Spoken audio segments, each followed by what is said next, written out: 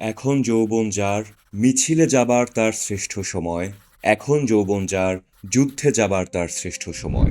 প্রয়াত কবি হেলাল হাফিজ রচিত এই লাইনগুলো 2024-এর গণঅভ্যুত্থানে হাসিনার গুলির সামনে দাঁড়াতে আমাদের সাহস জুগিয়েছিল। কিন্তু খুব কম মানুষই জানে এই কবিতার জন্ম হয়েছিল 1969-এর এক রক্তাক্ত জানুয়ারিতে, শহীদ আসাদের মৃত্যুকে ঘিরে। চলুন আজ শহীদ আসাদের মৃত্যু দিবসে একটু উকি দিয়ে আসি 69-এর সেই উত্তাল সময়ে।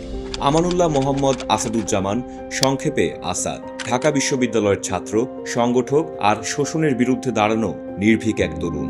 1969 সালে তখন তৎকালীন পূর্ব পাকিস্তান টালমাটাল।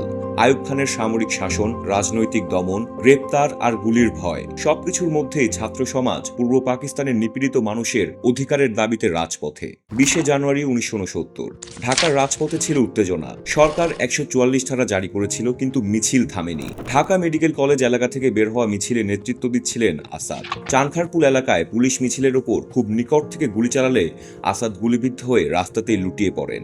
কোনো চিকিৎসার সুযোগ না দিয়ে একজন তরুণকে রাষ্ট্র গুলিতে হত্যা করে।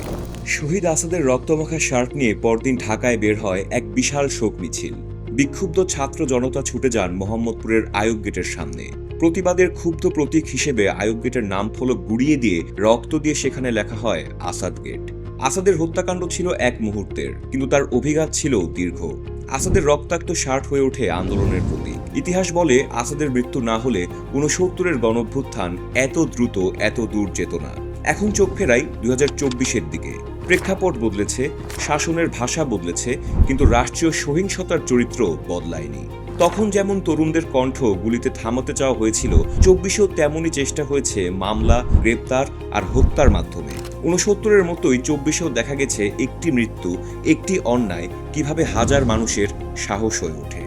শহীদ আসাদ আমাদের শিখিয়েছিলেন, রাষ্ট্র যখন শক্তি দেখিয়ে সত্য চাপা দিতে চায়, তখন ইতিহাস তরুণের রক্তেই লেখা হয়। 1969 সেই রক্তকে অস্বীকার করেনি বলেই বদলেছিল সময়। 2024-এও ধারাবাহিকতার সাক্ষ্য দেয়।